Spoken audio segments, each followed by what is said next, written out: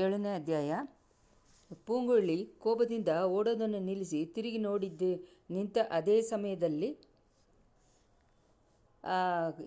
ಕತ್ತಲೆಯಾಗಿದ್ದ ಕಾಡಿನಿಂದ ಒಂದು ಇಂಪಾದ ಗೀತ ಒಂದು ಶುರುವಾಯಿತು. பொன்னார் மேனியனே புலித்தோலை அரைக்கசைத்து மின்னார் சஞ்சடை மேல் ಮಿಳಿರ್ಕೊಂಡ್ರೆ ಅಣಿದವನೇ. ಆ ಧ್ವನಿ ಸೇಂದನಮ್ಮದನ್ನ ಧ್ವನಿ ಅಂತ ಹೇಳಿ ಪೂಂಗುಳ್ಳಿ ತಕ್ಷಣ ಅರ್ಥಕೊಂಡ್ಳು. ಗಲಗಲ ಅಂತ ನಗದಳು. ಕಾಲಡಿ ಶಬ್ದ ಬಂದಿದ್ದ ದೆಸೆ ಬೇರೆ ಅಂತ ಅನ್ನೋದನ್ನು ಕೂಡ ಆ ಸಮಯ ಅವಳು ಮರ್ತೋದ್ಲು. ಅತ್ತಾನ್, ಮಾವ ನೀನನ್ನ ಅಂತಂದು. ಹೌದು ಪೂಂಗುಳ್ಳಿ, ಎಲ್ಲಿದ್ದೀಯಾ? ಈಗ ಇಲ್ಲಿ ಬಾ, ಇದೋ ಬಂದುಬಿಟ್ಟೆ ಅಂತ ಹೇಳಿಕೊಂಡು ಸೇಂದನಮ್ಮದನ್ನು ಅವಳು ಮುಂಚೆ ಬಂದು ನಿಂತ. ಒಳ್ಳೆ ಚೆನ್ನಾಗಿ ನನ್ನನ್ನು ಎದುರಿಸ್ಬಿಟ್ಟಿಯ. ಯಾತಕ್ಕೋಸ್ಕರ ಈ ಥರ ನನ್ನನ್ನು ಹಿಂಬಾಲಿಸ್ಕೊಂಡು ಬಂದೆ ಪೂಂಗುಳ್ಳಿ? ನಿನ್ನ ನೋಡೋದಕ್ಕೋಸ್ಕರನು, ನಿನ್ನ ಇಂಪಾದ ಗಾನವನ್ನು ಕೇಳೋದಕ್ಕೋಸ್ಕರನು ತಂಜೆಯಿಂದ ತುಂಬ ದಿನ ಪ್ರಯಾಣ ಮಾಡಿ ಬಂದೆ. ಇಲ್ಲಿ ಬಂದು ನೋಡಿದ ಮೇಲೇನು ನಿನ್ನನ್ನು ಕಾಣೇ ಆಗದೆ ಇಷ್ಟು ದಿನ ಕಾಯ್ತಾ ಇದ್ದೆ.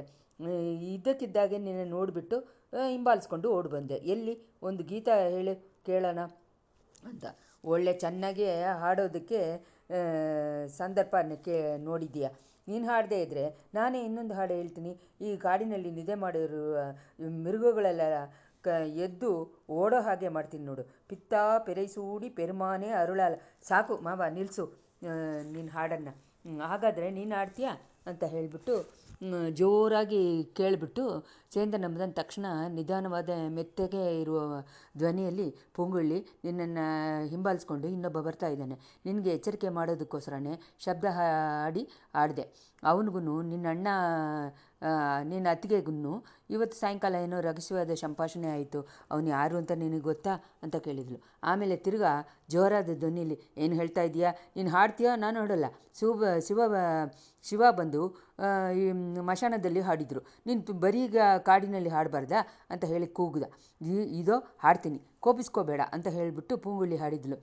பறக்கும் எம் கிள்ளைகாள் பாடும் எம் பூவைகாள் அரக்கண் எனத்தகும் அடிகள் ஆரூராரே மறக்கக் கில்லாமையும் வளைகள் நில்லாமையும் ಉರಕ್ಕಮಿಲ್ಲಾಮೆಯಂ ಉಣರ್ದ ವಲ್ಲೀರ್ಗಳೇ. ಈ ಥರ ಹಾಡಿಬಿಟ್ಟು ಮೆತ್ತಗೆ ಇರುವ ಧ್ವನಿಯಲ್ಲಿ, ಅಮುದ, ನಾನು ಬಂದಿದ್ದು ನಿನಗೆ ಹೆಂಗೆ ಗೊತ್ತಾಯಿತು ಅಂತ ಕೇಳಿದರು. ಪೂಂಗುಳ್ಳಿ, ಲೈಟ್ ಹೌಸು ಕೊನೆಯಿಂದ ಹಡಗು ಬರೋದನ್ನು ನೋಡಿದೆ. ನೀ ಇರ್ಬೋದು ಅಂತ ಉದ್ದೇಶವಾಗಿ ಅಂದ್ಕೊಂಡು ನೀನನ್ನು ಹುಡ್ಕೊಂಡು ಬಂದೆ. ಅದೇ ಸಮಯದಲ್ಲಿ ಪಳುವೂರು ಆಳುಗಳು ಕೆಲವರು ಆ ಕಡೆ ಬಂದರು. ಹಡಗಿನಲ್ಲಿ ನಿನ್ನನ್ನು ಕಾಣಲಿಲ್ಲ. ಆದರೆ ನನ್ನ ಸ್ನೇಹಿತ ವಂದಿತೇವನನ್ನು ಯುವರಾಜರನ್ನು ನೋಡಿದೆ. ವಂದಿತೇವನ ಹತ್ರ ಪಳುವೂರು ಆಳುಗಳು ಬರೋದ ಬಗ್ಗೆ ಹೇಳಿದೆ. ಆಮೇಲೆ ಯುವರಾಜರನ್ನ ನಾವು ಇಬ್ಬರನ್ನೂ ಎತ್ಕೊಂಡು ಹೋಗಿ ಮರೆಯಾಗಿದ್ದ ಮಂಟಪದಲ್ಲಿ ಸೇರಿಸ್ಬಿಟ್ಟಿದ್ವಿ. ಅಯ್ಯೋ, ಏನು ತಪ್ಪು ಮಾಡಿಬಿಟ್ಟಿಯಾ? ಹಡಗು ಏನಾಯಿತು? ಹಡಗನ್ನೇ ಯಾರಾದರೂ ನೋಡಿದ್ರೆ ಅನುಮಾನ ಬರುತ್ತೆ ಅಂತ ಹೇಳಿ ಓಡೆಯಲ್ಲಿ ಇರೋ ನೀರಲ್ಲಿ ಕೊಚ್ಚಿಟ್ಬಿಟ್ಟಿದ್ದೀವಿ. ಯಾಕೆ ಪೂಂಗುಳ್ಳಿ, ಹಾಡನ್ನು ಯಾಕೆ ನಿಲ್ಲಿಸ್ಬಿಟ್ಟೆ? ಮಿಕ್ಕಿದ್ದನ್ನು ಹಾಡು ಅಂತ ಹಿಂದೆ ಹೇಳಿದ ಮಾತನ್ನು ಜೋರಾಗಿ ಹೇಳಿದ ಸೇಂದನಮ್ಮದ.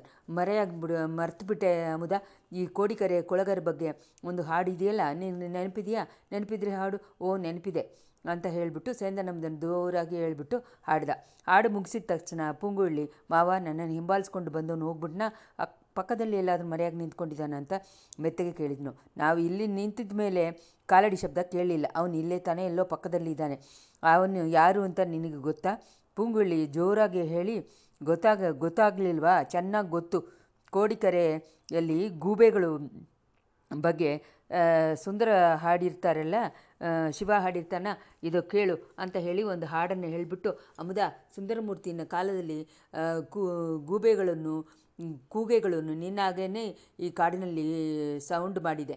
ಆದರೆ ಇವಾಗ ಈ ಕಾಡಿನಲ್ಲಿ ಮನುಷ್ಯರು ಕೂಡ ಗೂಬೆ ಹಾಗೆ ಶಬ್ದ ಮಾಡ್ತಾರೆ. ಸ್ವಲ್ಪ ಮುಂಚೆ ಅಂಥ ಧ್ವನಿಯನ್ನು ಒಂದನ್ನು ಕೇಳಿದೆ. ಆ ಕೆಟ್ಟ ಅವರು ಇರುತ್ತೆ ಅಂತ ನಿನಗೇನಾದರೂ ಗೊತ್ತಾ ಅಂತ ಈ ಥರ ಜೋರಾಗಿ ಪೂಂಗುಳ್ಳಿ ಕೇಳಿಬಿಟ್ಟು ನನಗೆ ಆ ಥರ ಜೋರಾಗಿ ಕೂಗೋಕ್ಕೆ ಬರುತ್ತಾ ಅಂತ ನೋಡ್ತೀನಿ. ಗೂಬೆ ಧ್ವನಿ ಹಾಗೇ ಇದೆಯಾ ಅಂತ ಕೇಳಿಬಿಟ್ಟು ಹೇಳು ಅಂತಂದಳು. ಆಮೇಲೆ ಗೂಹೆ ಥರನೇ 3 ಸತಿ ವಾಯ್ಸ್ ಕೊಟ್ಟಳು. ಹಾಗೇ ಆ ಗೂಬೆ ಧ್ವನಿ ಥರನೇ ಇದೆ. ಎಷ್ಟು ಜೇನಕ್ಕಿಂತ ಇಂಪಾದ ಧ್ವನಿಯಲ್ಲಿ ದೈವಿಕ ಹಾಡುಗಳನ್ನು ನೀನು ಹೇಳ್ತೀಯಲ್ಲ, ಇದನ್ನೇ ಎಲ್ಲಿ ಕಲ್ತ್ಕೊಂಡೆ ಅಂತ ಅಮುದ ಕೇಳಿದ. ಮಂತ್ರವಾದಿ ಒಬ್ಬನ ಹತ್ರ ಕಲ್ತ್ಕೊಂಡೆ. ಮಂತ್ರ ಫಲಿತ ಆಗೋದಕ್ಕೆ ಈ ಥರ ಗೂಬೆ ಥರ ಕೂಗೋಕ್ಕೆ ಗೊತ್ತಿರಬೇಕಂತೆ. ನಿನಗೆ ಮಂತ್ರ ವಿದ್ಯೆ ಎಲ್ಲ ಕೂಡ ಗೊತ್ತಾ? ಏದೋ ಕೊಂಚ ಸ್ವಲ್ಪ ಗೊತ್ತಾಗತ್ತೆ.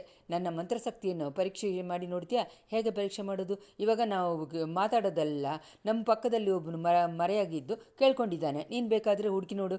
ಈ ಥರ ಪುಂಗುಳ್ಳಿ ಹೇಳಿ ಬಾಯಿ ಮುಚ್ಚೋ ಒಳಗೆ ಕಾಡಿನಲ್ಲಿ ಸಲಸಲ ಅಂತ ಶಬ್ದ ಕೇಳಿತ್ತು. ಮಂತ್ರವಾದಿ ರವಿದಾಸ ಮರೆಯಿಂದ ಹೊರಗೆ ಬಂದ. ಆ ಹಾ ಹಾ ಅಂತ ನಕ್ಕೊಂಡೇ ಬಂದ.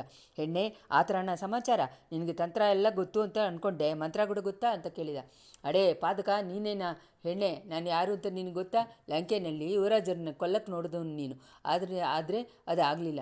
ಆದ್ದರಿಂದ ಮಧ್ಯ ಕಡಲಲ್ಲಿ ಮಂತ್ರ ಹಾಕಿ ಗಾಳಿಯನ್ನು ಬರಮಾಡಿ ಈ ಯುವರಾಜರನ್ನ ಅವರ ಸ್ನೇಹಿತನನ್ನು ಮುಳುಗಿಸಿಬಿಟ್ಟೆ ಅಲ್ವಾ?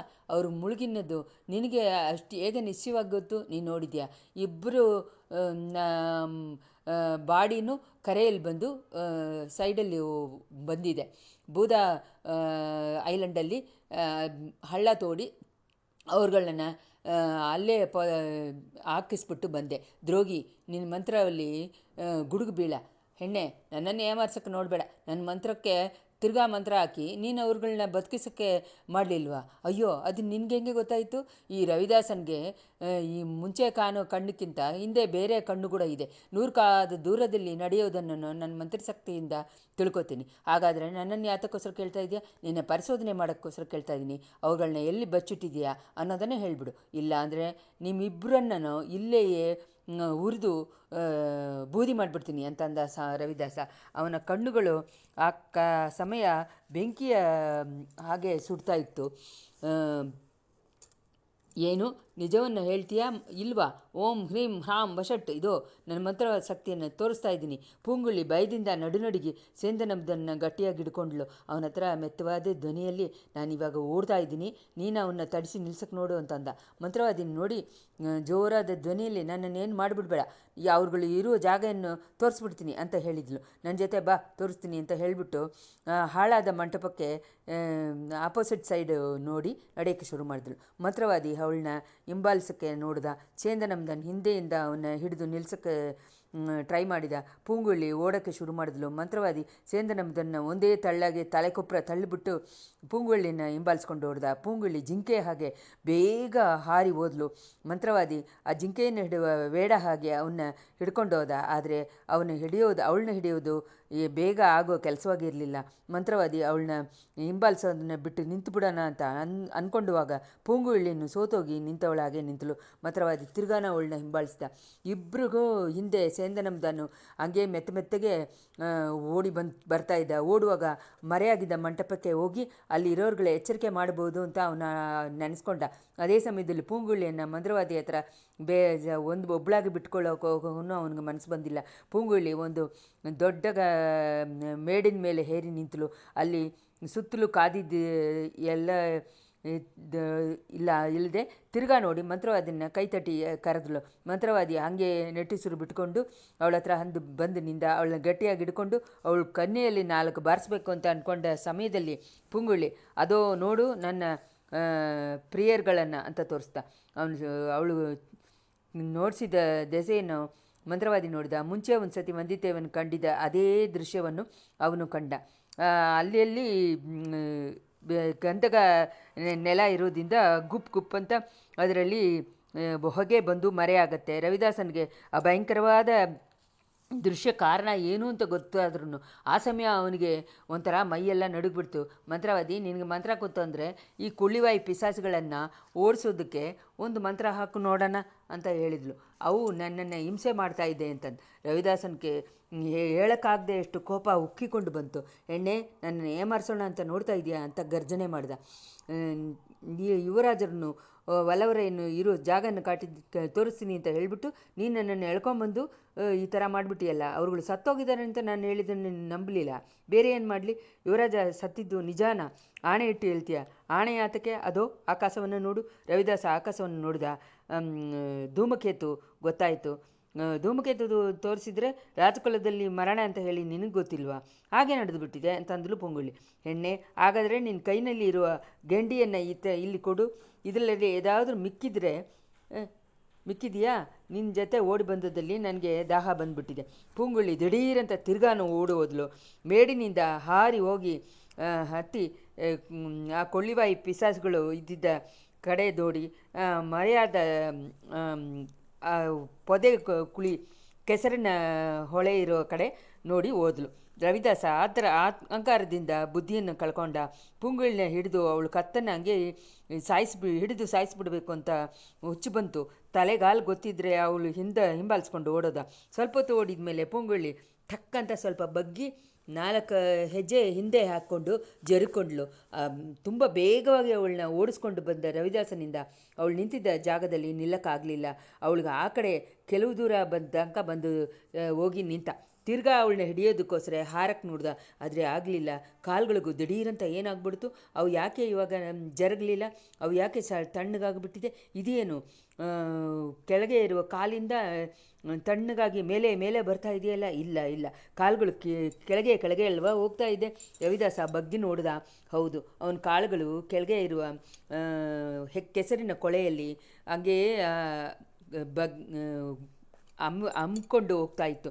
ಒಂದೊಂದು ಅಣುವಾಗಿ ಅವನು ಅಂಗುಲವಾಗಿ ಅವನ ಕಾಲುಗಳು ಕೆಳಗೆ ಕೆಸರಲ್ಲಿ ಹಾಗೆ ಹೋಗ್ತಾ ಇತ್ತು. ರವಿದಾಸನ್ ತನ್ನ ಅಪಾಯವನ್ನು ತಿಳ್ಕೊಂಡ.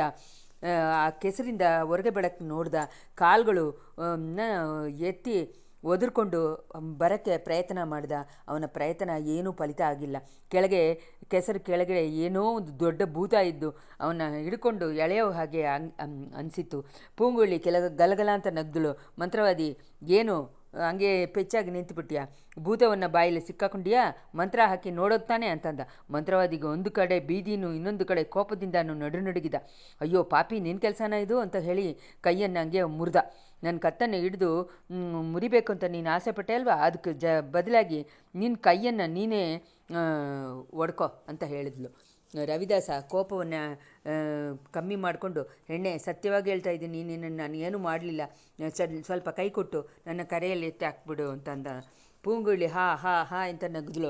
ನಿನ್ನನ್ನು ಕರೆ ಎತ್ತಿ ಬಿಟ್ಟಕ್ಕೆ ನನ್ನಿಂದ ಆಗಲ್ಲ, ನಿನ್ನ ಮಂತ್ರಕ್ಕೆ ಕಟ್ಟುಪಟ್ಟ ದೆವ್ವಗಳನ್ನೆಲ್ಲ ಕರಿ ಅಂತ ಹೇಳಿದ್ಳು. ರವಿದಾಸ ಇಷ್ಟು ತನಕ ತೊಡೆಯ ತನಕ ಕೆಸರಲ್ಲಿ ಮುಳುಗಿ ಹೋಗಿದ್ದ.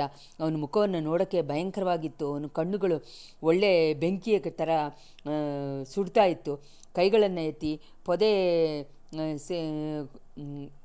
ಇದು ಕೆಸರಿನ ಹೊಳೆ ಒಳಗೆ ಆ ಕಡೆ ಇದ್ದಿದ್ದ ಕೆರೆಯನ್ನು ಹಿಡ್ಕೊಂಡ. ಅಲ್ಲಿ ಉದ್ದವಾಗಿ ಬೆಳೆದಿದ್ದ ಕೋರೆ ಹುಲ್ಲುಗಳನ್ನು ಹಂಗೆ ಹಿಡ್ಕೊಂಡ. ತಿರ್ಗಾನು ಕೆಸರಿಂದ ಹೊರಗೆ ಬರೋಕ್ಕೆ ಪ್ರಯತ್ನ ಮಾಡ್ದ. ಆದರೆ ಅಲ್ಲಿ ಹೋಗಿದ್ದ ಕಾಲುಗಳನ್ನು ಹಂಗೆ ಜರುಗಿಸೋಕ್ಕೂ ಆಗಲಿಲ್ಲ. ಹೆಣ್ಣೆ, ನಿನಗೆ ಪುಣ್ಯ ಆಗುತ್ತೆ, ನನ್ನನ್ನು ಕಾಪಾಡು ಅಂತ ಕೂಗ್ದ. ಅಷ್ಟರಲ್ಲೇ ಅಲ್ಲಿ ಬಂದು ಸೇರಿದ. ರವಿದಾಸನ ಪರಿಸ್ಥಿತಿ ಏನು ಅನ್ನೋದನ್ನು ಅವನು ಒಂದು ಕ್ಷಣದಲ್ಲಿ ಅರ್ಥಕೊಂಡ. ಅವನ ಕಣ್ಣುಗಳಲ್ಲಿ ಸ್ವಲ್ಪ ಅಯ್ಯೋ ಪಾಪ ಅಂತ ಅನಿಸಿತ್ತು. ಪುಂಗುಳ್ಳಿ ಅವನ್ನ ನೋಡಿ, ಬಾ ಹೋಗೋಣ ಅಂತ. ಅಯ್ಯೋ, ಇವನ್ನ ಹೀಗೆ ಬಿಟ್ಬಿಟ್ಟು ಹೋಗೋದು ಯಾಕೆ? ಕೆಸರಿನಲ್ಲಿ ಇವನು ಪೂರ್ತಿ ಮುಳುಗೋ ತನಕ ಇದು ನೋಡಬೇಕಂತೀಯ? ಇಲ್ಲ, ಇವನ್ನ ಹಾಗೆ ಬಿಟ್ಬಿಟ್ಟು ಹೋದರೆ ಬಾಳಿನಾಲೆಲ್ಲ ನನಗೆ ಕನಸು ಬರುತ್ತೆ. ನನ್ನನ್ನು ಅವನ್ನ ಕರೆ ಎತ್ತಿ ಹೋಗ್ಬಿಟ್ಟು ಎತ್ತಿಬಿಟ್ಟು ಹೋಗೋಣ. ಮಾವ ಇವನ್ನ ನನ್ನ ಕತ್ತನ್ನು ಹಿಡಿಯೋಕ್ಕೆ ನೋಡ್ದ.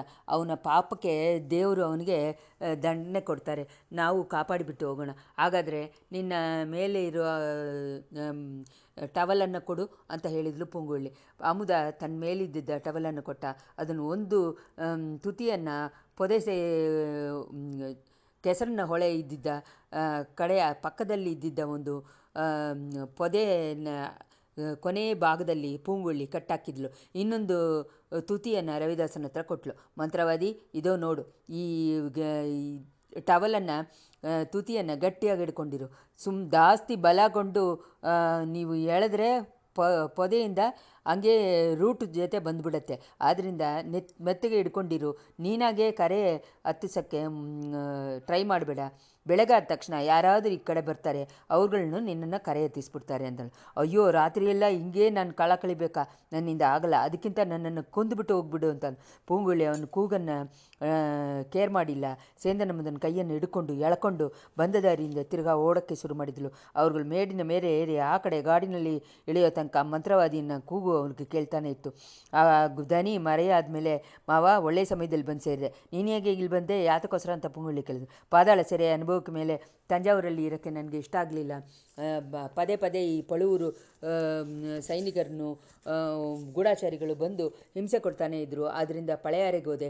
ಕುಂದವೇದೇವಿ ನನ್ನನ್ನು ಈ ಕಡೆ ಕಳಿಸಿದರು. ಯುವರಾಜರಿಗೆ ಅಪಾಯ ಜಾಸ್ತಿ ಆಗಿರೋದ್ರಿಂದ ಆದ್ದರಿಂದ ಅವರು ನಾಗಪಟ್ಟಣ ಸೂಡಾಮಣಿ ವಿಕಾರದಲ್ಲಿ ಕೊಂಡೋಗಿ ಸೇರಿಸ್ಬಿಟ್ಟು ಬರೋ ಹಾಗೆ ವಂದಿತೇವನ ಹತ್ರ ಹೇಳುವ ಹಾಗೆ ಹೇಳಿದರು. ನನಗೂ ನಿನ್ನನ್ನು ನೋಡಿ ನಿನ್ನ ಹಾಡನ್ನು ಕೇಳಬೇಕು ಅಂತ ಆಸೆಯಾಗಿತ್ತು. ಹಾಡು ಕೇಳೋದಕ್ಕೆ ಒಳ್ಳೆ ಸಮಯ ನೋಡಿದೆ. ಇಳೆಯ ಪ್ರಾಟಿ ಹೇಳಿದ್ದು ನಿಜಾನೇ. ಯುವರಾಜರಿಗೆ ಬಂದಿರುವ ಗಂಡುಗಳು ಇಂಥ ಅಂತ ಅಲ್ಲ.